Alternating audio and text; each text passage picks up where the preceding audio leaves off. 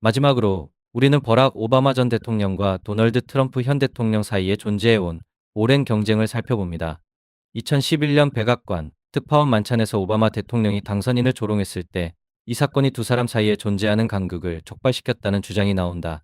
반면에 그들의 불일치는 도널드 트럼프가 버락 오바마가 미국 시민이 아니라는 거짓 주장을 했던 훨씬 이전으로 거슬러 올라갑니다. 2010년 도널드 트럼프의 대선 캠페인이 시작된 이후 두 사람은 서로 수차례 대화를 나눴다. 지난 10년 동안 두 사람의 관계는 우호적인 관계에서 적대적인 관계로 극적인 변화를 겪었습니다.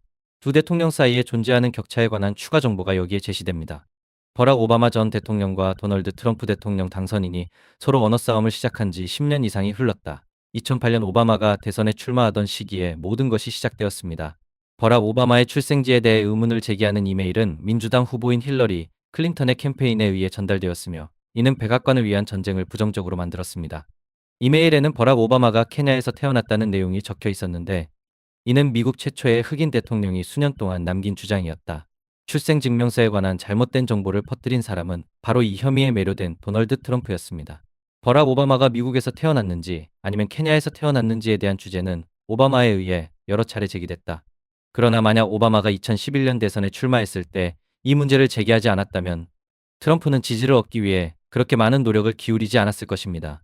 오바마 대통령이 백악관 특파원 만찬 연설을 시작하면서 가장 먼저 언급한 것은 출생증명서 증빙자료였다. 특파원 만찬은 백악관이 주최하는 세간의 이목을 끄는 행사입니다. 이번 행사에는 언론인, 기업인, 학자 등 엄선된 그룹이 참석합니다. 저녁의 상당 부분은 미국 대통령이 유머러스한 모습을 보여주는 데 할애됩니다. 버락 오바마의 로스팅은 2011년 4월 30일 저녁에 열릴 예정이었지만 대신 로스팅의 대상은 도널드 트럼프였습니다. 내 생각에는 누군가가 미트 롬니에게 엄청난 해를 끼칠 가능성이 있다는 끔찍한 신화를 퍼뜨리고 있습니다. 그가 매사추세츠 주지사로 재직하는 동안 나는 그가 보편적 의료보험을 통과시키는 데 성공했다는 말을 들었습니다. 그건 누군가가 조사해야 할 일이다. 또한 나는 이를 수행하기에 완벽한 개인을 알고 있습니다. 오늘 밤 도널드 트럼프가 여기에 참석했습니다. 비록 그가 최근 일부 비난을 받고 있다는 것을 알고 있지만 마침내 이번 출생증명서 논란이 종식된 것에 대해 도널드보다 더 기쁘고 기뻐하는 사람은 없다고 말할 수 있습니다. 이제 우리가 달 착륙을 조작했는지 아닌지 등 정말 중요한 문제에 다시 관심을 돌릴 수 있게 되었기 때문이다. 실제로 로즈웰의 상황은 어떻게 되었나요? 비기와 투팍은 어떻습니까? 그들은 어디에 있나요? 얼굴이 새빨개진 도널드 트럼프는 자신이 왜 오바마의 표적이 되었는지 어리둥절해하며 앞을 똑바로 바라보고 있었다. 그리고 아마도 바로 그날 사업가가 정부에 복수하기 위해 대통령 선거에 출마하기로 결정했을 것입니다. 도널드 트럼프의 재선 성공에 크게 기여한 일론 머스크가 2011년 도널드 트럼프가 주최한 만찬에 참석한 것은 우연이다. 도널드 트럼프가 대선 출마를 결정했을 때 2016년에 그는 민주당에서 버락 오바마의 오랜 반대자인 힐러리 클린턴을 만났습니다. 트럼프는 2016년 6월에 공식적으로 대선에 출마하겠다고 발표했습니다. 그의 첫 번째 정치적 공격은 오바마를 겨냥한 것이었고 그는 오바마를 역사상 최악의 대통령이라고 불렀습니다. 이후 오바마 대통령은 지미 킴멜 라이브 프로그램에 참석해 트위터에 거친 트윗을 보내는 챌린지에 동참했다. 이어 그는 적어도 나는 대통령직에서 물러나겠다는 도널드 트럼프의 트윗을 낭독했다. 그럼에도 불구하고 트럼프가 클린턴을 누르고 몇 달 뒤 오바마로부터 백악관을 물려받았다는 사실은 시간이 지나도 이것이 잘 유지되지 않았음을 보여준다. 반면 멜라니아 트럼프가 취임식 날 미셸 오바마에게 부적절한 선물, 즉 액자를 선물하면서 정권 교체는 또 다른 스캔들에 휩싸였다.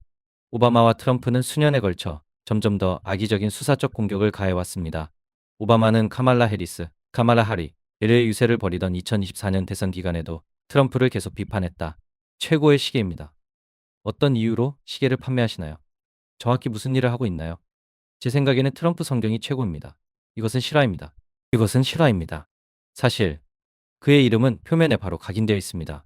도널드 트럼프를 기반으로 한 에디션, 매튜와 루커 및 글과 몇 피트 떨어져 있습니다. 도널드예요. 또한 성경이 제작된 장소에 대해서도 추측해 보겠습니다. 하지만 트럼프는 물러설 사람이 아니다. 공화당원은 피부가 두꺼움에도 불구하고 이를 경쟁자에게 돌려주는 경우가 많습니다. 이를 고려하여 그는 버락 오바마와 미셸 오바마를 모두 표적으로 삼기로 결정했습니다. 내가 불쾌하다고 생각하는 것은 무엇입니까? 미셸 오바마입니다.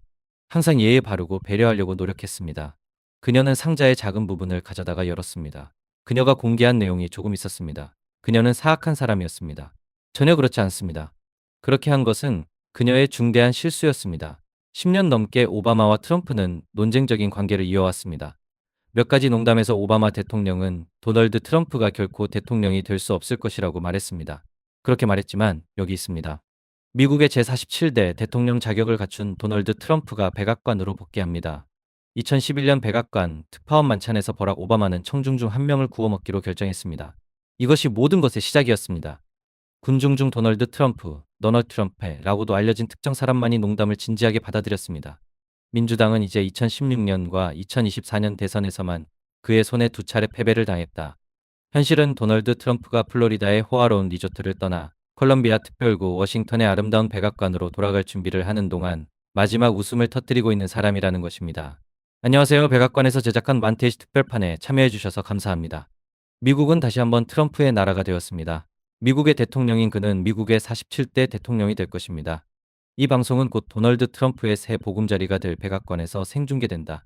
아브라함 협정은 또한 이 장소에 참석한 도널드 트럼프에 의해 중재되었습니다. 결과적으로 유권자들은 가치가 없는 주제를 고민하고 있습니다.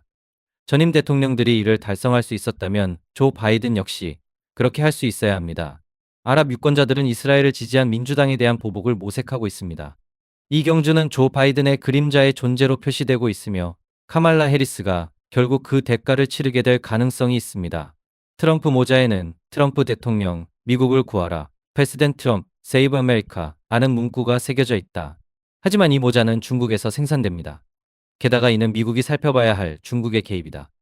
반면 도널드 트럼프와 공화당은 최근 들어 어느 정도 진전을 보이고 있다. 소류 및 이민이 이러한 상황을 초래하는 주요 요인입니다. 어떤 사람들은 이것이 단순한 행진 그 이상이라고 믿습니다. 책임에 대한 요구가 여기서 이루어지고 있습니다. 기분 전환과 스트레스 모두 매우 눈에 띕니다. 보안이 존재하는 것은 분명합니다. 경찰차의 수량을 관찰할 수 있습니다. 이와 같은 정부 건물은 다시 한번 울타리로 둘러싸여 있습니다. 우리 모두는 현재 카말라 해리스의 모교인 할바드 유니버시티에 있습니다. 밤새도록 숫자가 두껍고 빠르게 쏟아지기 시작했습니다. 그리고 얼마 지나지 않아 도널드 트럼프가 승리자로 선포되었습니다. 사람들은 이를 역사적인 재기라고 불렀습니다. 미국이 대통령직을 다시 차지할 것이다. 도널드 트럼프에 관해서는 그의 두 번째였습니다.